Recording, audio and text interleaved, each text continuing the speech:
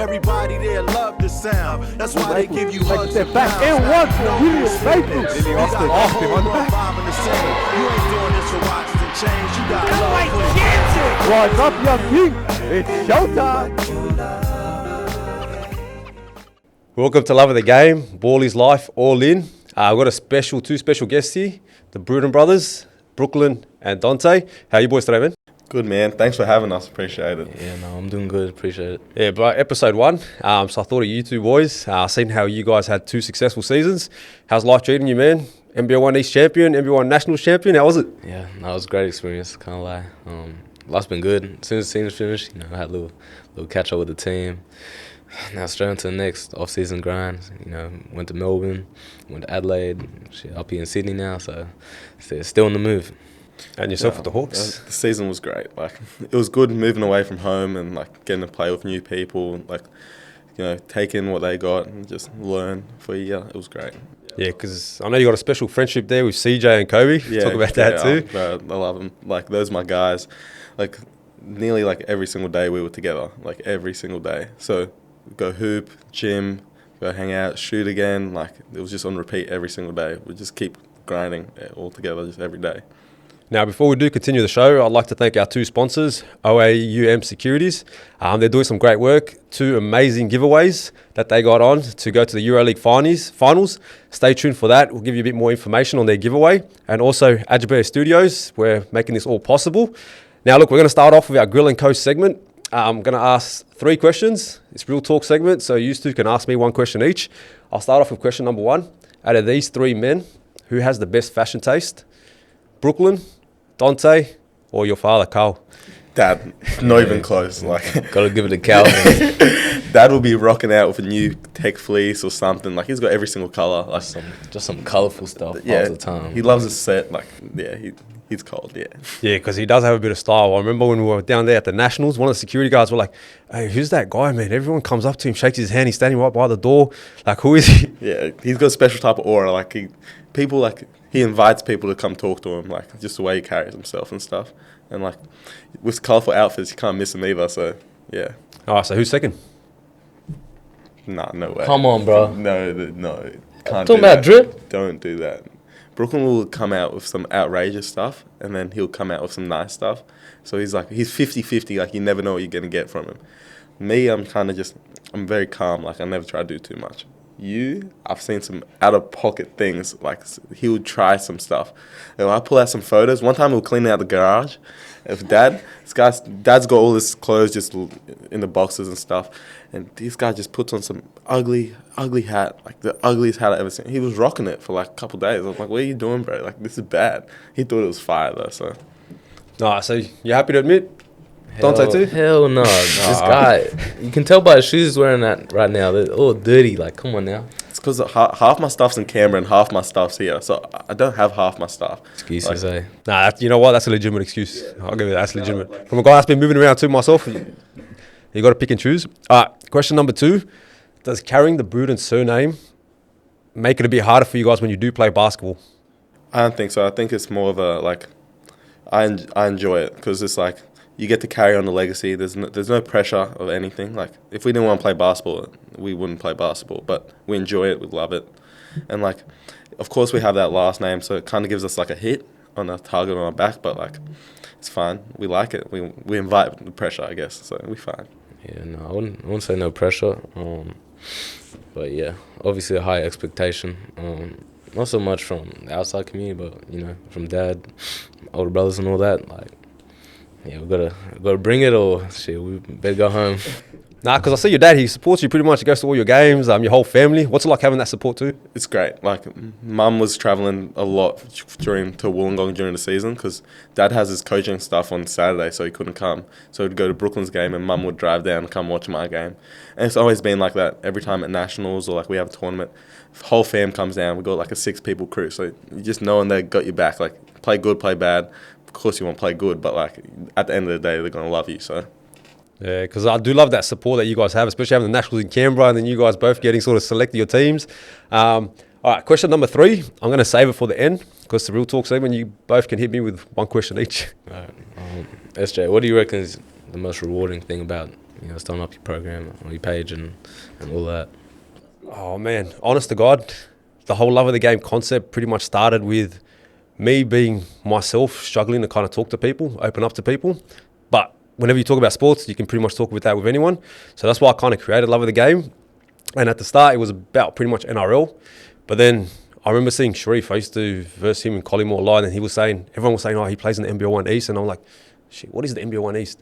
And I kind of saw it, and I saw like all these guys, young kids hooping, trying to reach that potential. And I was like, man, no one's talking about this stuff, bro. So I was like, shit, I might as well get on it. And bro, it's been an amazing journey for myself. Kind of, in a weird way, kind of get taken into the whole community. Like pretty much just came out of nowhere sort of thing. But I love what I do. And then kind of, in a way, too, seeing Bawali Bowles. Yeah. Because I was kind of vouching for him, man, seeing his game and everything like that. And I was like, bro, like, someone's got to talk about this, man, because he's got that potential. And seeing him get the Hawks kind of solidified what I wanted to kind of do with this whole program.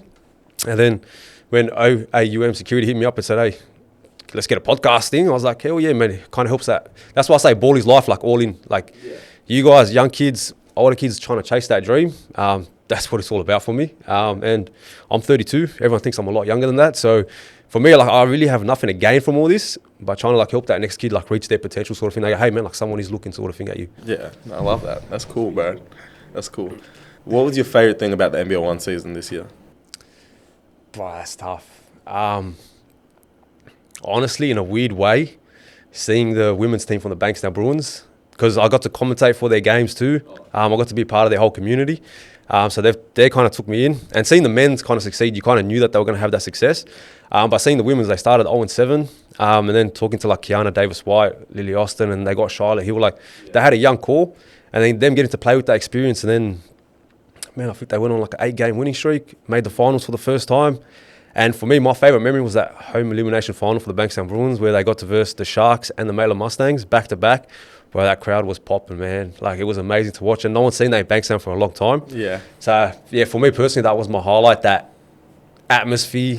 Yeah. Bankstown Bruins hosting 2 finals. A lot of people used to talk about the Hawks, home ground. But, hey, nothing will beat that Bankstown Bruins stadium that we day, got man. some great, all our fans, shout out to all our fans, because the pit was rocking some nights. Like, as soon as we started gaining traction, and then everyone wanted to come watch us. Like, we wanted to build on what we did, or what they did in the NBL season. So they all came. Everyone wanted to tune in. It was great. Because that's what I love too, the whole community feel about these whole clubs. Like, when I first started doing NBL 1 East, the reason why I did it was I wanted people to be like prideful of who they supported, like their hometown teams, and seeing the Illawarra Hawks, what they kind of backed with the whole NBL team. Was amazing to watch. Seeing Todd Blanchfield sign for 2 years, man. Yeah, that was, yeah. Toddy's the man, so he can just roll the way he wants. But it's great to have him back for another couple of years. Like, you don't see that in NBL 1. People sign in multiple-year contracts. Yeah, so. Especially that early. Exactly. So it's different. Close second would have been the Gunners winning that title, man. I was backing you guys in from the start, man. Yeah, you got it done because. Well, also it was like old school versus new school, like last year against this whole new crew that just came in sort of thing, and seeing the Gunners boys win it, and but you were part of that too, man. What was that experience like? Yeah, well, obviously I wasn't there for last year when the boys lost in the final, but coming in, I knew the expectations. They made the finals last year. Shit. Only up from there, we had to go get the chip. But yeah, no, it was actually good playing with all the guys welcoming me in like straight away to the team. Like, I didn't miss a beat with nothing. It felt like, have a strong preseason, going through that whole part of the season, like straight away comfortable, So it was a great experience. So you heard it here first, man. Missing piece, Brooklyn Bruton. That's all you need. All right, now my third love of the game question. I'm going to put you guys on the spot a little bit here. Get your GM hats out. You're going to draft your NBL 1 East teams. You guys are the coach. You can only pick one player from your team. The way we're going to do is a snake draft. So we're going to go position by position, point guard, and shooting guard. Let me have a look then. I'm going to get my phone, so I'm ready to have the list. All right, beautiful. So you know what? We'll do scissors, paper, rock, and it's a snake draft too. So if you get first choice, you get the next two. Scissors, paper, rock, who goes first? All right, let's go. You're cool. All right, scissors, paper, rock. Scissors, paper, rock. Got on. All right, so you get first crack at point guard. Point guard? I'm going to put Bawali Bowles. Bawali Bowles? He's moving different, can't lie. I got my boy Kobe. That's a no-brainer to me. He was hooping this season too. Like, he showed what he could do. Like, that development role and the Hawks and just building off that. Just staying in Illawarra too. Didn't go back home to Spartans, just stayed home, just hooped. Yeah. One thing I got to respect about Kobe, man, they had the NBL Blitz. He still wanted to play in the NBL East, man. That was crazy. All right, who's your shooting guard? Shooting guard. Who was it? Oh yeah, Mirko. Mirko lit us up. Yeah, because he's got the quickest release. No one can contest that. And if you play him in the right role, I reckon, yeah, he could kill. He's in the NBL for a reason, so. Yeah, that backcourt, him and Maxwell Clark were dangerous, man. Your shooting guard? I put Jacob Furphy. Oh, that's my dog too. That's clean. That's my guy. That's clean. Yeah. You seen him? He's in Yukon now. I'm not going to lie, man. Kobe McDowell should have been Youth Player of the Year. Just saying it. All right, who's your small forward? Will Mayfield, baby. Yeah, the Have Curio, to. man, coming in clutch. Finals MVP. Or NB1 East first team. Like, yeah, he's got it. Defensive Player of the Year. Defense player of the year, can't forget. Man, because that was a surprise too, him getting nominated over James Tui just from the club, man. That was big. Yeah, shout out Pete for that one. All right, I got caught. quite Noy. Yeah, he's a beautiful. killer. And your power forward? Hunter Goodrick. Hunter Goodrick? Yeah, he was killing this season too. He was good. Jalen Galloway, baby. Oh, I was wondering, Yeah. man. I can't believe it was slipping that low. But I can't lie, I just missed it. Like I didn't even see. Hey, Hunter Goodrick over Jalen Galloway, man. I'll take him. Yeah, take him as your forward. All right, you got center now? What's it, Luke Perry or something from Newcastle? Oh, Miles Cherry? Miles Cherry. Mark Cherry, yeah. Mark Yeah, Cherry. I messed his name up bad. Yeah, that boy from Newcastle. Yeah, Newcastle were nice this season. Miles Cherry, man, always a double-double, consistent as hell. Your center? I got a toss up between Glenn and Ajak because Ajak is my boy and he can go. It's your team, man. You got to choose one. I got Ajak. Ajak. That's going with youth. Yeah. Oh, beautiful. We're going to put both these teams up, and then we're going to let the fans know whose team's winning. I think he does got it. I think he's got it. Could you pick Galloway now? He loves it. Hey, you have first crack at power forward too. I didn't even think. I'm scrolling through the list, couldn't even see properly. Ah, beautiful. Now, look, boys, because of this show too, we're going to be doing a lot of NBL talk, especially covering the Sydney Kings and the Illawarra Hawks. You guys follow the NBL much? Yeah, for sure. Yeah. Most definitely. If you had to choose between those two teams, who's your title favourites between the Illawarra Hawks and Sydney Kings? Who you going with? I'm going for the defending champs, Illawarra Hawks. I'm in Illawarra all Yeah. the way. Yeah. Are you surprised a lot of teams are kind of sleeping on them? A lot of pundits are sleeping on them? Yeah, a little bit because we just won, so it's like now it's just a building block to keep getting better. So, but yeah, Sydney's pretty good too. Like I hooped with Kendrick one time, Kendrick Davis at the AIS during the Blitz because he wasn't like able to like play yet, so he was just hooping. He was cool. Like He's cool a craft. guy. He's crafty. Yeah, Yeah, he's a cool guy. And I need to ask about that. Look, we're going to talk about the Canberra culture in a bit, but the Hawks culture kind of just came out of nowhere when Coach Tatum took over. And shout out to GM Joe also. Bro, honestly, I've got to talk about Joe, yeah? It's crazy when I see his Instagram page and the work that he actually does behind the scenes. Yeah. How do you guys take it, like being part of that community, like his work? Oh, it's great. Joe's there all the time. He's got his little his food store like at the front of the stadium, Joe's Kitchen. And he'd be making food. Like even the day before he went to the finals, the grand final, he made food for the whole team and stuff. And like we've known Joe for a while because he used to be the manager when our brother CJ played for the Bullets. So Joe's been around for a while. Yeah. Yeah, because it's crazy what he does, man. And I didn't know that he was part of that because I remember seeing that photo of CJ. Everyone calling him that might have been the greatest NBL team. What was it like for you guys growing up in the whole NBL life? Growing up, we weren't really in it for real, because Dad was already retired, and CJ wasn't living like in the same state as us. He was playing for Sydney and then New Zealand, Brisbane. Like he was away, so we wouldn't see him that much. But every time we did, it felt like a mission getting to Sydney or Illawarra. We hated driving, so we weren't really like around it that much. As we got older, like obviously, like as soon as we started to hoop, around it, we went to how many games last year?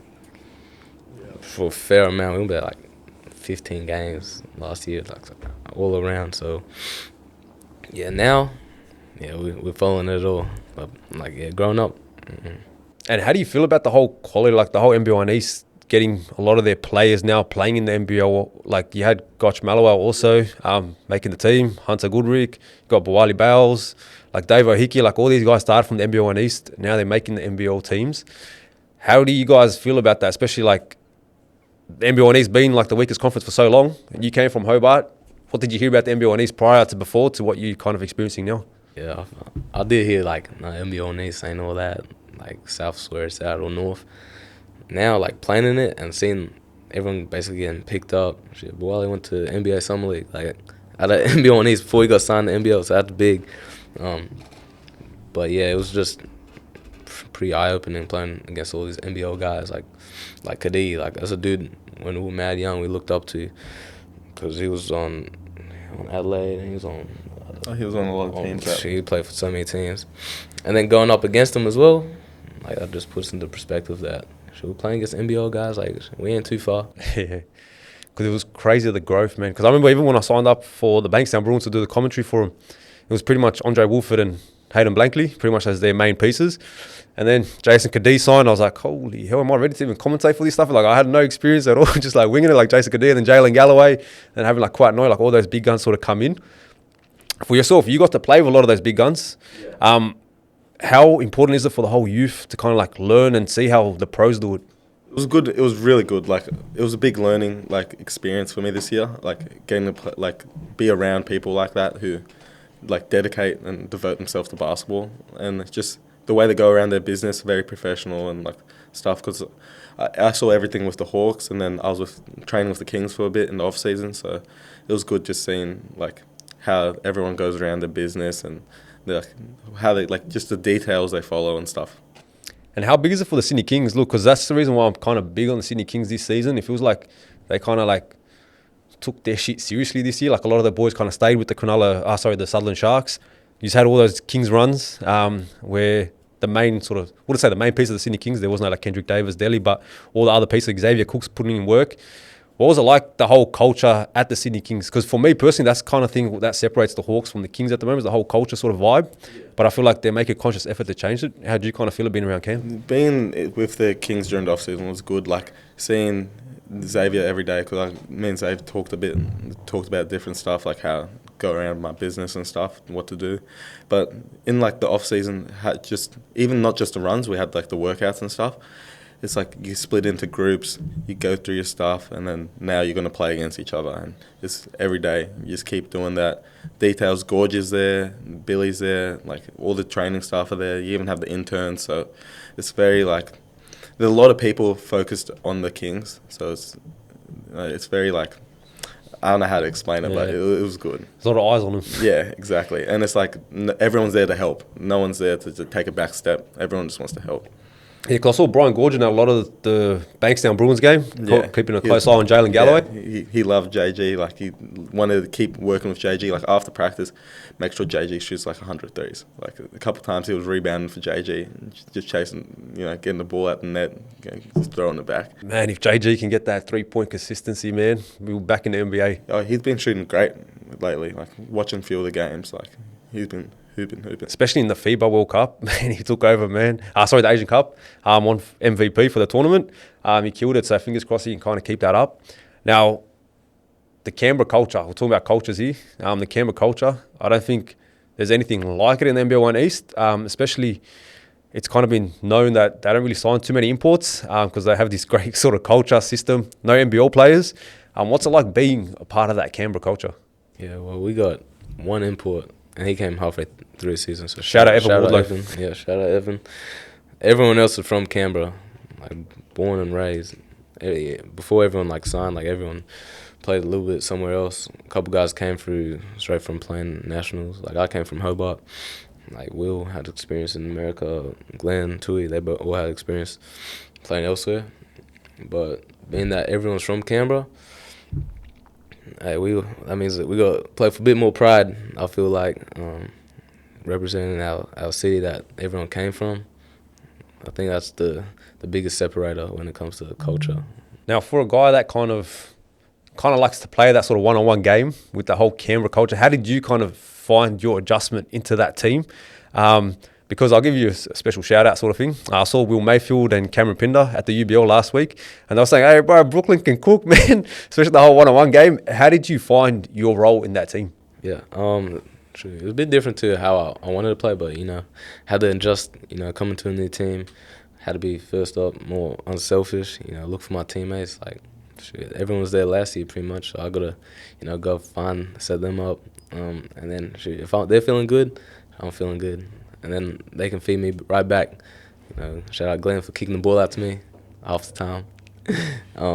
But yeah, it was just not a big adjustment because similar role to Hobart, playing more of a playmaker type role.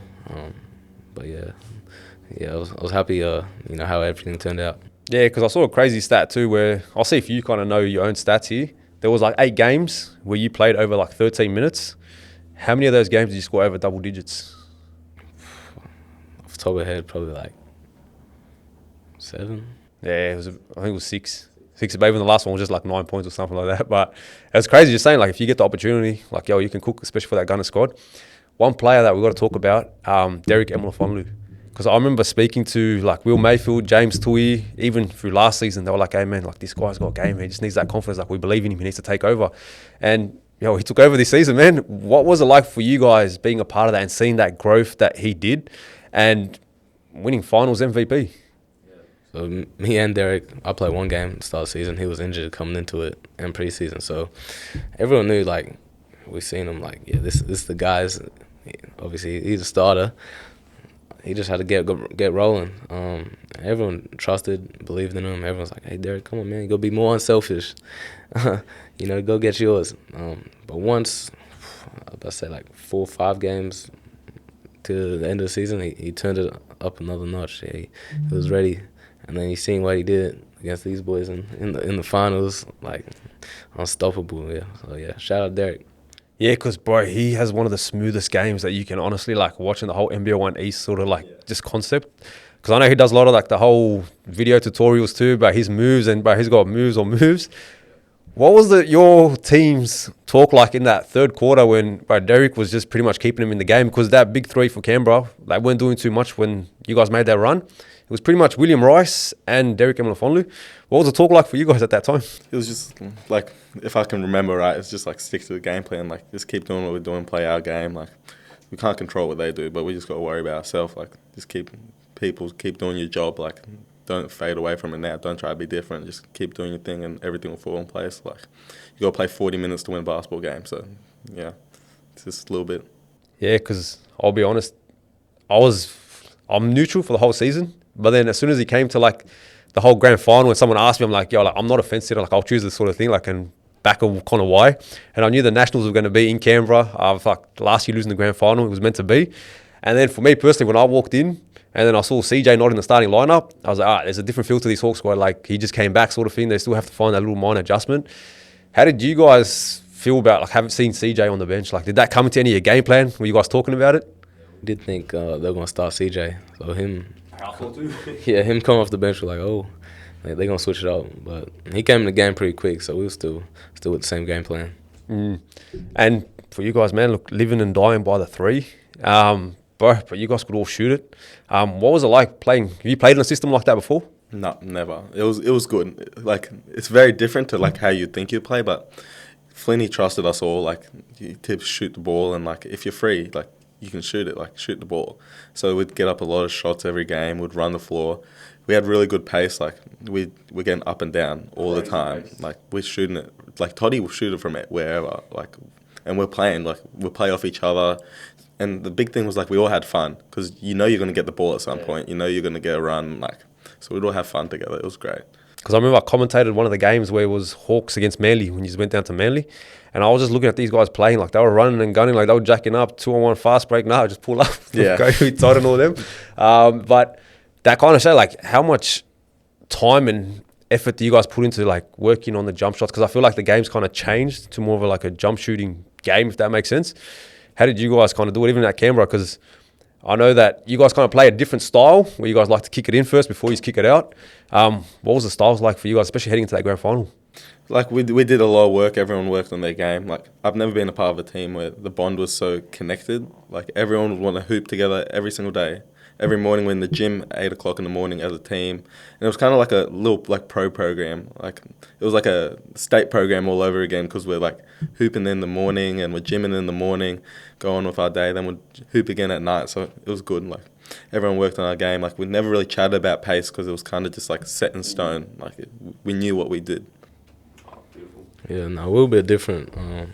We're more structured, so every time come down the court, unless something's open, run a play. So Pete really wanted us to, get through offense, find Glenn, abuse that matchup. If that's not on, look at Mayfield, look at Tui, and then we get ours after that. So that was different to how they played for sure. Now, I've got to talk about William Mayfield, man, because I said, you know what, if there was two players I've vouched for to go in the NBL, it would be Bawali Bales and William Mayfield. Why do you feel like he hasn't kind of got that opportunity too? Sure, I say if we were in Sydney, he'll be signed right now. I think because we in Canberra, he gets a bit overlooked, and he's happy doing all his tradie stuff. You've seen that, running his own business. So yeah, shout out Mayfield, but most definitely he can play at that level. I reckon he needs opportunity for sure. Yeah, because what was it? Tradie repping his city? Yeah.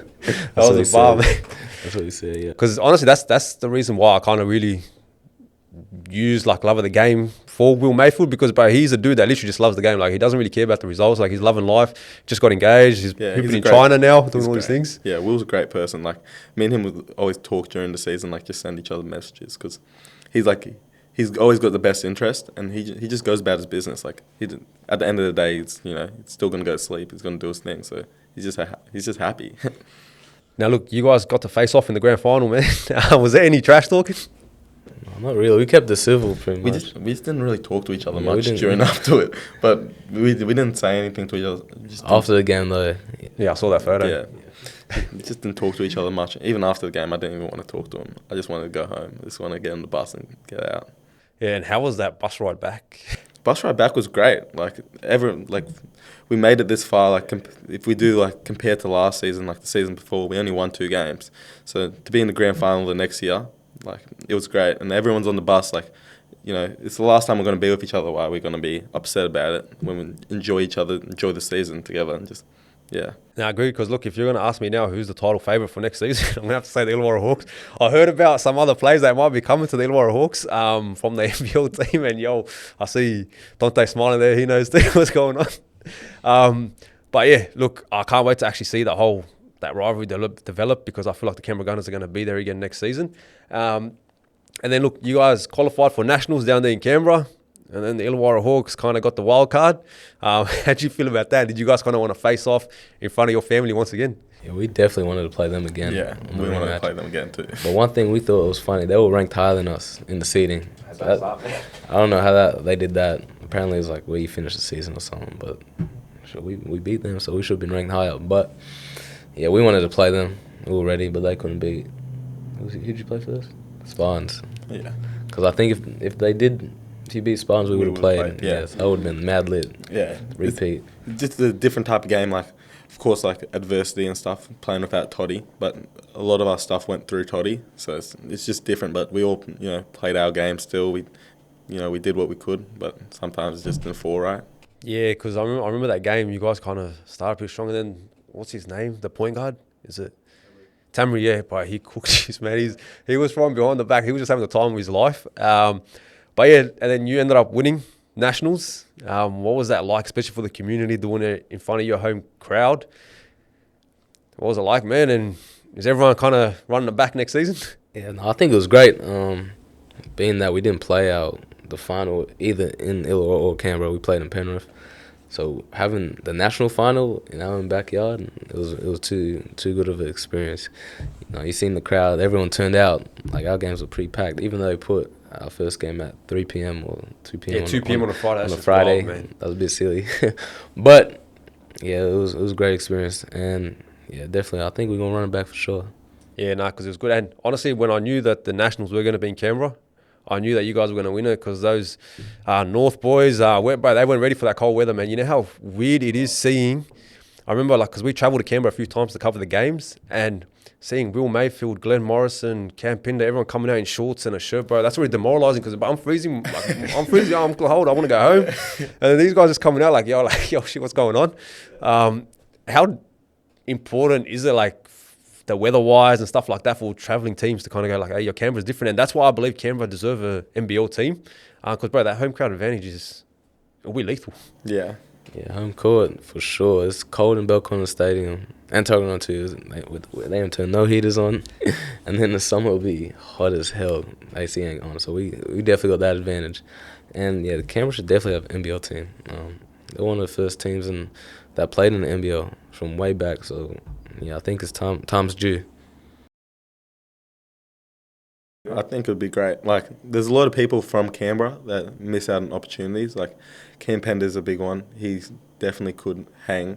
And he's had, like, been around. Like, he's done his thing. So, it's just like, since there's no Canberra team, it's, like, not really, like, a feeder system. So, it's like, since there's the Sydney kids get to train with, the Kings and stuff like that, then the Illawarra people get to, like, move up the ranks and get seen. So, being in Canberra is kind of like, there's no NBL team. Like, once you get to NBL 1, what else do? You got to move somewhere. So, yeah, you kind of, like, just level out at one point. Yeah, because that's honestly, I truly believe if they get an NBL team, you can just get the whole Canberra Gunners team. Just sign 3 imports, have Peter Herrick change it, bro. They'll be a competitive team, man. But yeah, look, also I want to talk about like your dad and the whole Canberra sort of community that he's kind of developed. Like, you boys are pretty much born and raised in Canberra. What's it like being part of that little... Sorry, before we do that, I actually want to talk about the whole COE program, because I know you're part of that. You've been part of that COE program. I was a lot more with the NBA Academy, but it was really good. Like, I was in and out of trainings there. So, it's like, before I broke my foot, I was training with them a bit. So, this was like before after my under-18s nationals. And then I was training with them a bit, and then I broke my foot, so I stopped training with them. And then before I moved to Illawarra, I was training with them a little bit. We had some scrimmages and stuff, but it was really good. Like, all the boys, everyone's just around the same age, so you all enjoy each other's company, and you know each other because you've played against each other before. So it's just like, it's fun. Like, you get to play basketball with your friends. And I want to talk about the whole sort of AIS COE program sort of thing. How does it work, and how important is it for young kids to kind of be part of that program? Because every time I look at like the under 19s, 17s teams, they're all pretty much the AIS boys, COE boys. How much of that is an advantage, and how do you kind of get your foot in the door to get into that sort of environment? It is a big advantage being there because you got the court basically in your backyard. They keep you on a routine to do your stuff. So it's good to have it there. And then once you get there, once you get there, you got to get to the AIS first, which is a little bit harder. You got to play good at nationals or get seen from somewhere. Like, everyone has a different pathway. Like, Alex Dickerson, he got seen from NBL 1, and then like my friend, like Jark, he got seen from under 18s nationals. So it's different for everyone. Like, Dash seen from nationals, and then like some people play really good in NBL 1, or it's just something. Like, Medin got seen from playing the AAU tournament, I'm pretty sure. So now, look, we'll talk about the work that you guys do with the Brutin Foundation. I love what your dad does for the whole community. I remember going to the NBL Blitz games, and then, bro, he was a fan favorite. He was signing stuff for the crowd, the kids and everything like that. They all love him. What is the Brutin sort of foundation all about? It's about helping the community, helping disadvantaged kids throughout the country. So we've been pretty much every single state running clinics. I've been to all the country towns like Tyree, Wagga Wagga, Rockhampton. Like, I've been to plenty of places with Dad, and that's just to name a few. Just helping out the community, helping out little rural Aboriginal communities as well. But the goal is pretty much to give, a development and a pathway for disadvantaged kids. Like, they can say, yeah, we can really do some stuff through basketball being the outlet. And not even just that, just helping out people, teamwork, community, that aspect as well, being friendly to each other. So we just try to deliver that in as many places as we can. Now, can you talk to me about that quote that's on the back of the shirt? What is it? Your attitude is just your altitude? We got a couple quotes. There's a couple different ones made up, but some acronyms. But yeah, attitude is your altitude. What that means is however, you perceive yourself, how you feel about things, how you go about your day, that's how high you're going to end up in life. So if you come with a good, positive attitude everywhere you go, you're going to end up having good things happen. Yeah, because honestly, I truly believe in exactly what the whole your attitude is your altitude thing. Because I kind of saw this, it was one of those things that kind of just changed my life on how you kind of perceive things, is when they pull like a jar with all these fleas inside of it where they can jump like 8 meters high, and they put the lid on them, and then after I think about a week or two, they took it off, and then the fleas wouldn't jump higher than what they were, sort of thing. So just because that's your surrounding, you got to like kind of like push through it and like reach your potential, sort of thing. And then from there, because with my day-to-day job, yes, people, I do have a day-to-day job.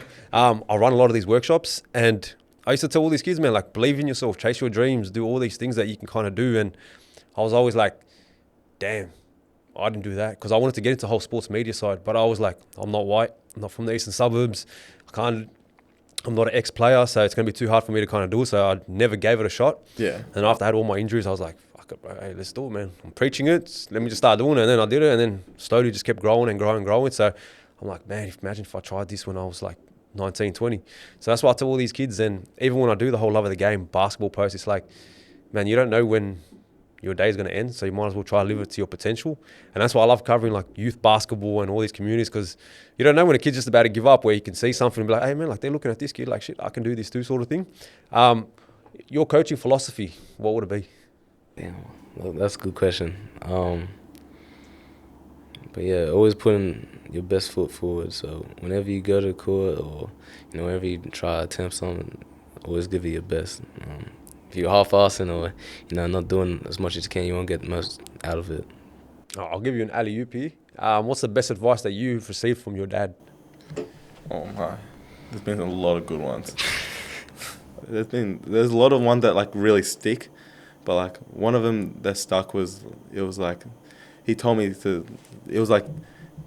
don't take everything so like personally. So one time I had a bad game and I'm like upset about myself. I want to go shoot free throws at 9 o'clock at night. And he's like, well, you go work on it tomorrow, and you like slowly keep building on what you do. So I kind of just took that with me, and like, if you take everything so personally, then it's like, then you're taking it real hard on yourself. Like you always expect more from yourself, but you want to keep building off what you have. So just keep taking each day by day, because like I got tatted on me, everything happens for a reason. So I feel like if something bad happens, it's just meant to be. Like then something good's about to happen. And like, yeah. Yeah, no, honestly, because that's pretty deep, and that's honestly truly what life's all about, man. Like you don't know when one door closes, what another one's going to open up. And man, I'm 32, man, so I've experienced all that shit, man. Like it's crazy how when you think your life's going to really be at rock bottom, sort of thing, it's like, nah, man, like there's just another day. If you just as you said, don't take shit too personal. Yeah. You never know what can come out of it. And that's literally, honestly, why Love of the Game was truly created, because it wasn't about love of the game, but it's about the love of the game of life. Because game, in the day, like life is a game. When you're going to win some, you're going to lose some. You're going to fall down, you're going to get back up. You're going to miss those free throws. Yeah. It's about how you respond to it. Now, look, we'll talk about also like your one-on-one game, because we've got to give you a lot of props. Not going to lie, you caught a lot of people by surprise that I kind of talked to. And especially we've got to talk about the takeover thing against Mohamed Kone. Remember Tyrese Proctor saying, you know what? I think everyone tipped Mohamed Kone, and then Tyrese Proctor was like, nah, bro, I'm going to back my boy Brooklyn. And I was like, yo, shit. Like, I've seen Mohamed Kone kind of play. Like, yo, what was it, 21-5? 20-5? 25-5, yeah. 25-5. What was that experience like? And the crowd, man, how was it? They kind of like get caught off guard a little too? No, I knew Canberra was going to pop out. Shout out to all my people back home. But yeah, no, it was a great experience. I've never done nothing like that before. So playing in front of a home crowd in the pickup scene, like it was mad lit. But yeah, no, I've been playing one-on-one for a little while now. Not on the stage. So yeah, I was ready for it, and yeah, it was hella fun. I can't lie. Because then you also did a bit of work with the cookout. I was doing some one-on-one, calling out people. Yeah, right after went down to Melbourne. Since the season finished up, played against one of the boys out there. Tough comp, I can't lie. That game was a lot closer. But yeah, I'm ready for the next one. And how difficult is one-on-one, man? Because look, I ask a lot of people, and sometimes they're too kind of like scared to put their pride on the line for a whole one-on-one contest. What do you enjoy about one-on-one contests? Yeah, it's just me against one person, so I can't blame no one but myself. But yeah, it's a hell of a different game. I can't lie, I did get more nervous for the one-on-one matchup than playing in the nationals. Because it's just me. Like, I can't look for no one for no help. So it's really, you against another person, and you really got to test your game and see if you really about it or not. What about yourself? You play a lot of one-on-one? You ever versus your brother one-on-one? Any backyard stories? No, we've got a lot of backyard stories. But, like, I love one-on-one, even just like runs and stuff like that. Anything to do with basketball, like playing, is always enjoyable. Like everyone always wants to play. That's the thing. And backyard stories, like I remember the first time I beat Brooklyn, I was like about like 14. I hit a shot from like behind a little electric box at the house, and I was going crazy because I'd go in crying after Brooklyn beat me. But then I started getting better and better, and slowly started winning a couple games. Yeah, we wouldn't stop playing until one of us started crying. Who was the better trash talker out of you, Steve? Me growing up, me. He just understands how to get under my skin. Tier 1 rage baiter. Like, yeah, playing backyard, that would tell us don't play because we'd fight like damn near every other time. He said, just shoot. But we couldn't help ourselves. We had to play. I gotta ask too. Look, I know you're 22. Yeah. 21. What's your age, man? Because I saw on the whole NBA One website, he got you on January 1, 1970. Yeah, not bad I for a saw that too. I didn't know 46-year-old. what was going on. I'm 18, but I didn't know what was going on in that. That was just I still can't believe like the whole NBL One sort of website, their pages, man. Yeah. They're getting a few of that information It's wrong. hard to get into a couple of the games too, because my auntie watches a lot of my games too, so she always wanted to check it out. But it's hard for her to like get into the app sometimes. Yeah, sometimes it's a challenge, man. So hopefully they do fix that up next year, because the concept's growing. Now look, back to that one-on-one games. Do you ever verse your dad too? Does he still lace them up? Nah, he can just shoot. Like he still can shoot. I can't lie. I've seen him hit 10 middies in a row about a month ago. So he's still got the strap. But yeah, no one-on-one for him. Now look, I'm actually going to put it out there too. We are actually going to have a Brutin Brothers Challenge. So what I was going to do, I was talking about Brooklyn downstairs a bit. We're going to get a sponsor. We're going to put money on the line. So you're going to play one-on-one for about, I don't know, we'll figure out the whole finance of it too. You're going to play one-on-one, and then you're going to have 2-on-2 game. So 3 games. We're going to tee it up. So if there is a sponsor that is interested in that, let me know. Get back to me as soon as possible. We'll tee it up. You guys interested? Hell yeah, let's run it up. We'll see. We'll see. Beautiful. It's going to happen. Now, look, talking about your whole family sort of thing, how important, how big is basketball to you guys, man? And did you kind of like, as soon as you kind of were able to walk, you had a basketball in your hands? Yeah, It's kind of like a lifestyle, I guess. Yeah, it's every day we got basketball on TV, watching ESPN, watching NBL. But yeah, growing up around it was pretty big. That's all Dad. We played basketball first. That was our first love.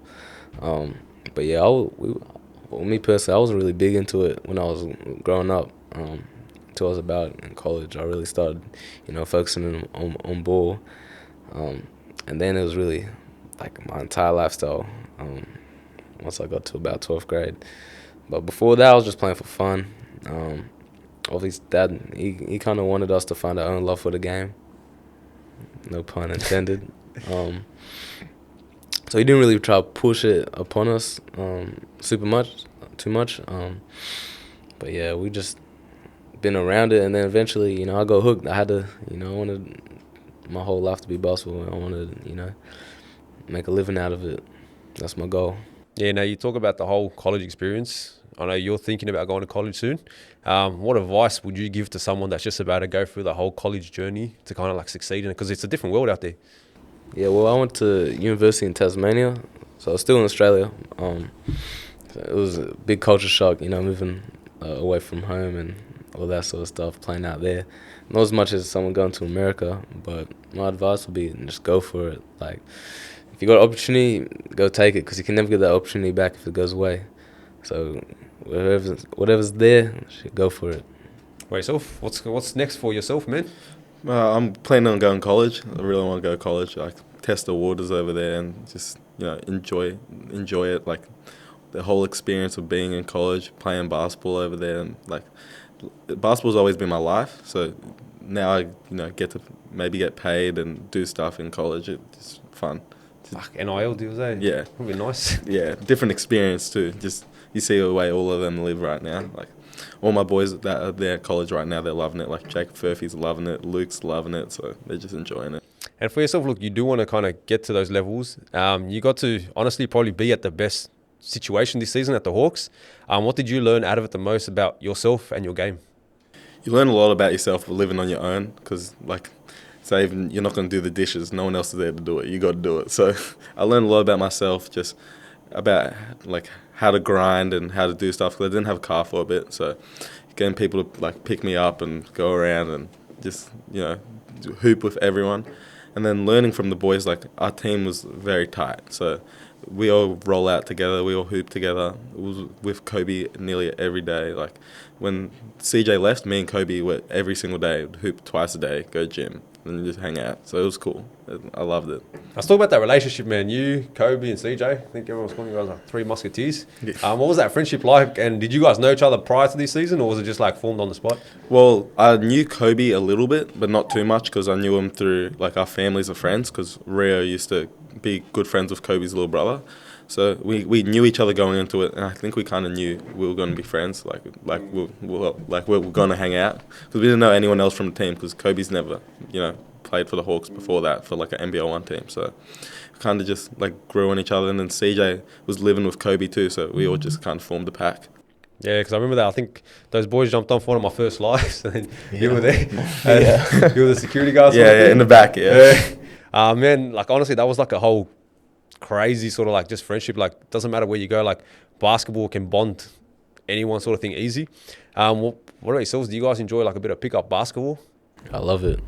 Yeah, I can't stop. I love playing pickup. I think that's one way I really got upgraded in my game. You know, playing 5-on-5 in Canberra, just in the park after school against older boys, pop out. Like, I fiend for some pickup. I can't lie. Pickup was great in Wollongong too. Like every single day, like the main people like me, like Kobe, Joel, Harley, Brad, Ruben, like everyone was always popping out to go hoop. So everyone.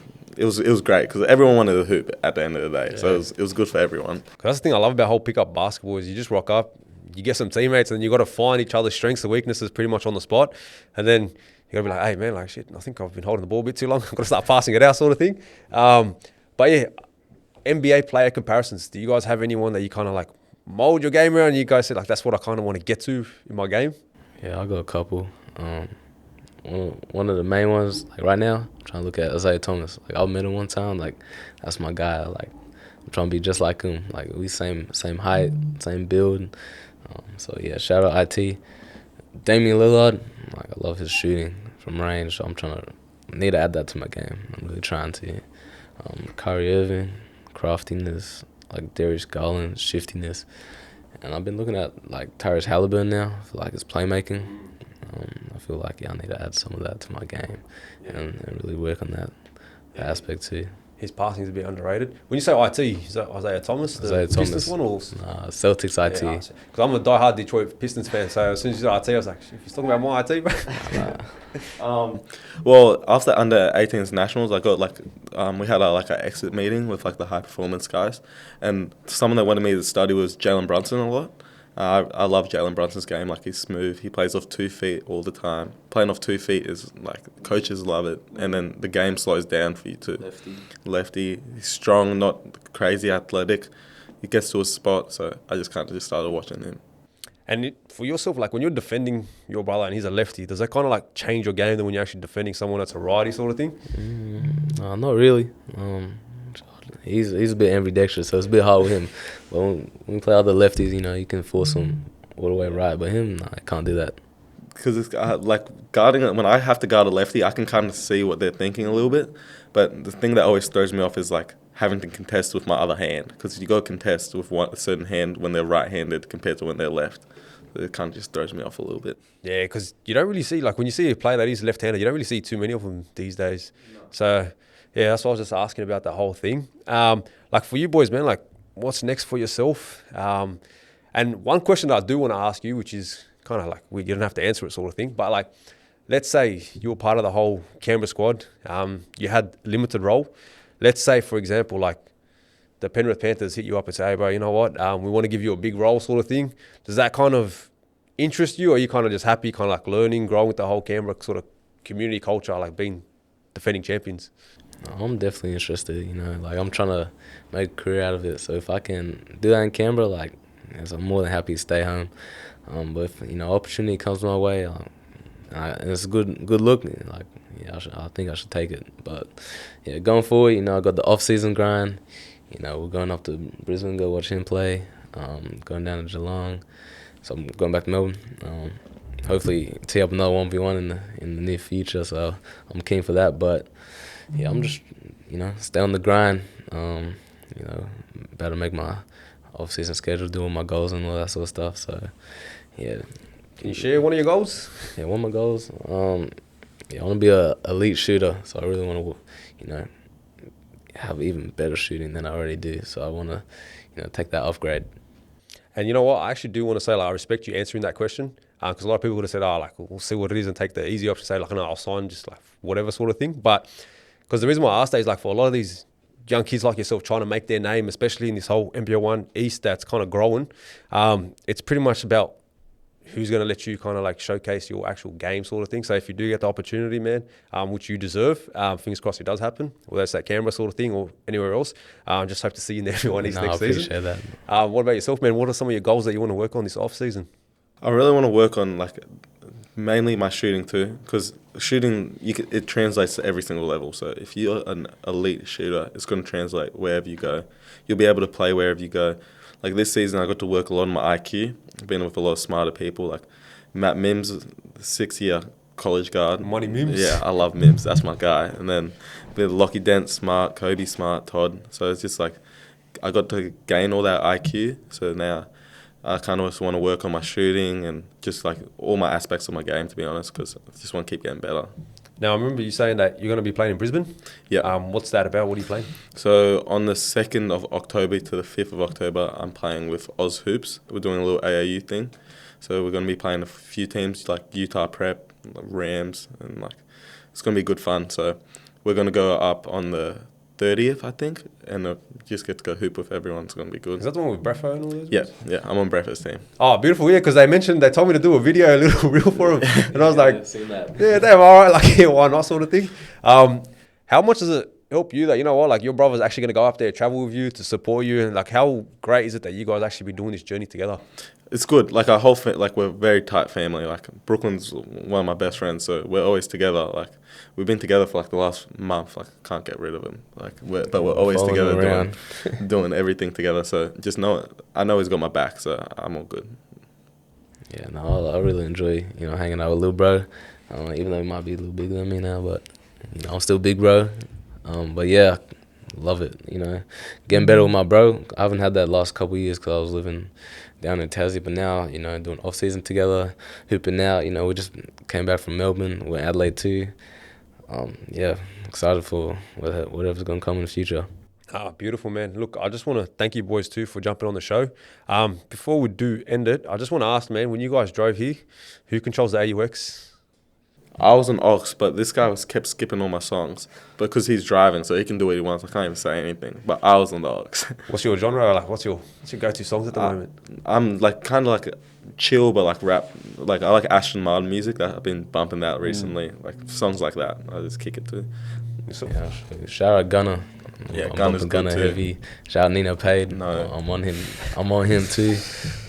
But yeah, I'm same genre. Got that more chill rap. Into that.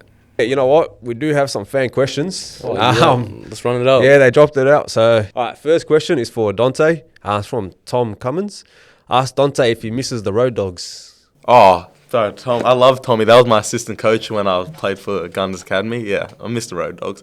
It was a good season. I got hurt during the season. I broke my foot again. But being with the team, the group of boys traveling together, and being Tommy, he's the man too. He came to nearly every single one of Canberra's game. But in the finals, I got to see him. I gave him a big hug straight away. He was the only person I wanted to talk to at the end of the game. All right, next question is from Will Rice for Dante again. Oh, God. What did Dante weigh when he was 12? Damn. Probably 80 kilos. I was a big kid. Yeah, I was a big kid. But I kept playing two sports. I played soccer growing up too. So I just I grew, I got taller, and then, I just stayed the same weight ever since. I'm still 80 now. Hey, you're looking pretty fly now, man. I'll give you that. All right, next question is from Yak Noin. He asked for 10 top hoopers in Canberra. But you know what? We'll just go top 3. Top 3. Shoot, right now, Dahl's up there. He's out in China right now hooping. Obviously, all the Gunners boys. Outside of Gunners, Ajak, he's from Canberra. Ruben Ritchie's going to be very good Ruben one Ritchie day. and Connor on the come up from under 16s. They're Will legit. McLeod's going to be good. There's a few kids that's going to make some noise. Beautiful. And the last question is for you, Brooklyn. Can Brook beat Will Mayfield 1-on-1? Most definitely. Let's run it up.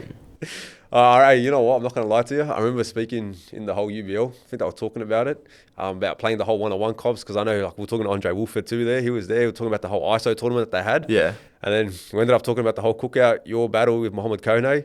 And I'm pretty sure it was brought up, you know what, like Brooklyn and Will Mayfield, would you guys play? And I think he was ducking smoke, man. Yeah. Will's got kind of like a weird bag, so you never know what's coming, to be honest. Like, he might shoot a fadeaway midi and then bank it, and you're like, oh, damn. But man, hey, look, before we do end the show, I can't talk bad about Will Mayfield like that. He's my boy. Hey, Shout out Will That's Mayfield. my boy too. I can't lie. Hey, how much did his 3-point shooting improve this season, man? Kind of just took the whole team to another level.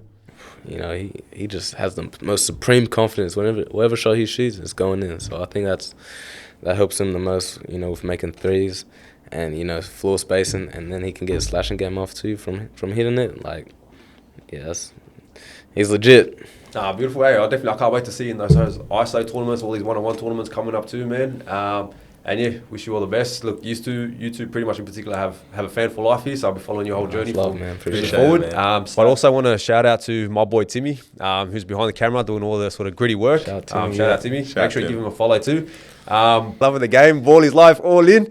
Like and subscribe. Until next time, take care.